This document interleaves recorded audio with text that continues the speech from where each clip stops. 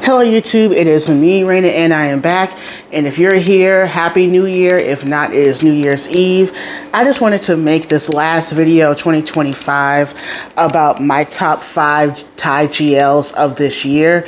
It's been a very grand year in the space of Thai GL. The space has grown exponentially and has changed in so many ways. We had the good, we had the bad, but all in all, I'm so excited to see what we have in store for next year. But let's focus on this year. So this is going from my most favorite to like my least favorite. And even when I say least favorite, I still love all these shows. So my top 5 are, of course, number 1 is Us, the series. This should be no surprise. The fact that this show has stuck with me all year says something, because this came out January of this year. Okay, this was the first GL to premiere this year. And I was just blown away by each and every single episode of this GL. And just Emmy and Bonnie, great chemistry, of course.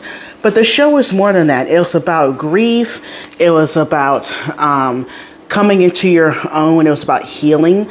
And this show really helped me and continues to help me in one of my most difficult times that I had to go through basically this whole year. I won't disclose that, but I just wanted to say that. So I just love Us, the series.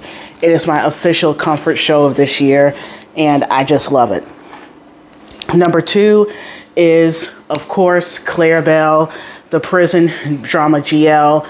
I mean, what more can you say? You can look at my review that I just posted. Cinematography, A+, direction, A+, the chemistry between the two leads, amazing. This blew me away. I was instantly intrigued by the pilot and just the storytelling of not just the main couple, but multiple inmates really enthralled me with this series.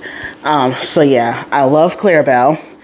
Queendom was a big surprise for me. You can look at my review of Queendom that I did a few weeks back. Like I said before, I was not really looking forward to this one. The premise did not intrigue me.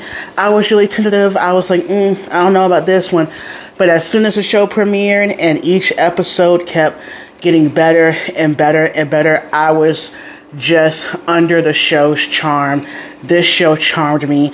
The two leads, Arwang and Pam, charmed me. Everything else, the storyline about loving yourself, learning to love yourself, and all those things, and just how everything just came together for the show. The chemistry between everybody was fantastic. So I just really enjoyed this show. Love Design is another one that's number 4. That I was looking forward to, and I was wondering what was going on with it. And then when it premiered, I was just blown away.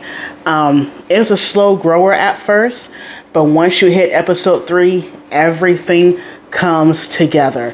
Cal and Jane, what more can be said about their chemistry that has not been said? The storytelling, the show felt really mature. I mean, I think all these shows felt mature in a certain way, but in this one, it really felt more mature.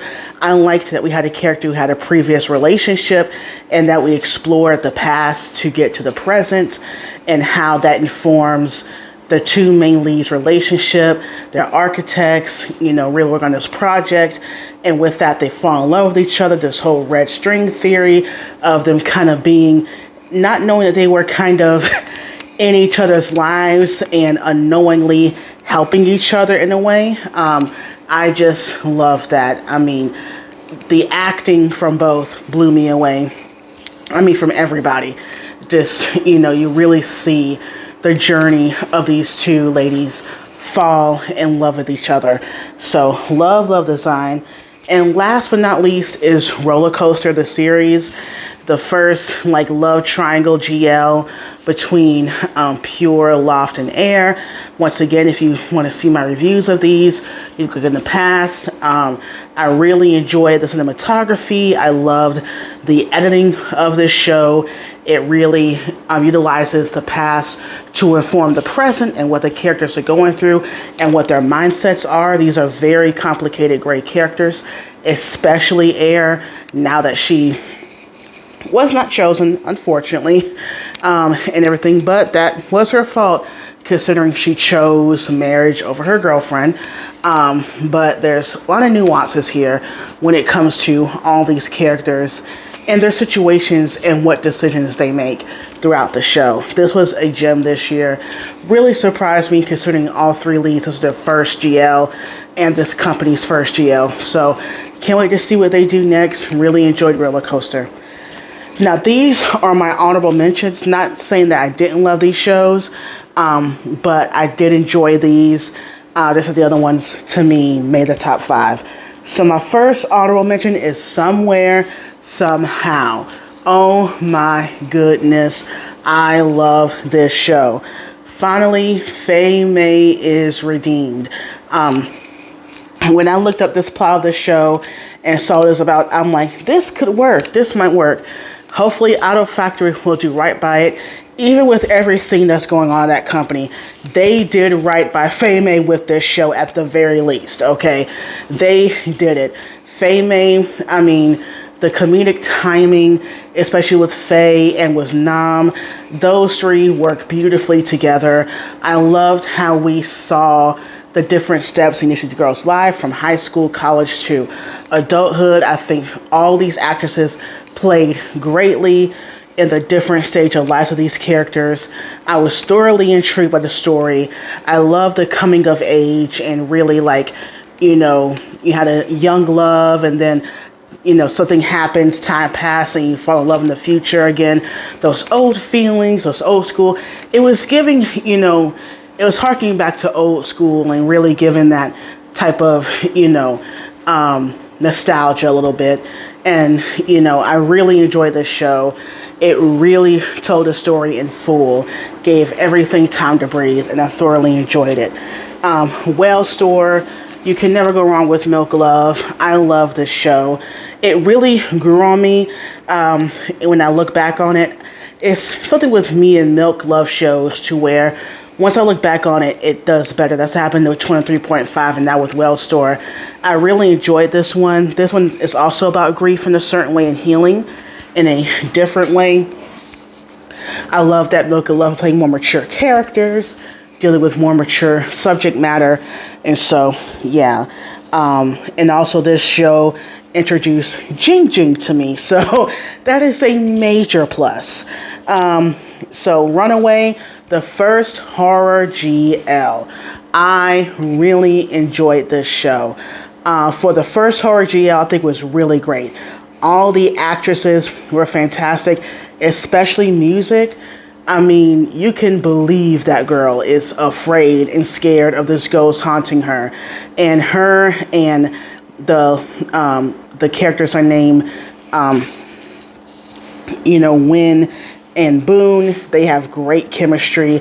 I loved the slow burn, and the intimacy is different. It's not intimacy and touch, but intimacy and like caring for one another and just being there, supporting. Because, you know, like I said, this girl is being haunted by, you know, a spirit that's very vengeful and after her, and it's so traumatic, but it's so great.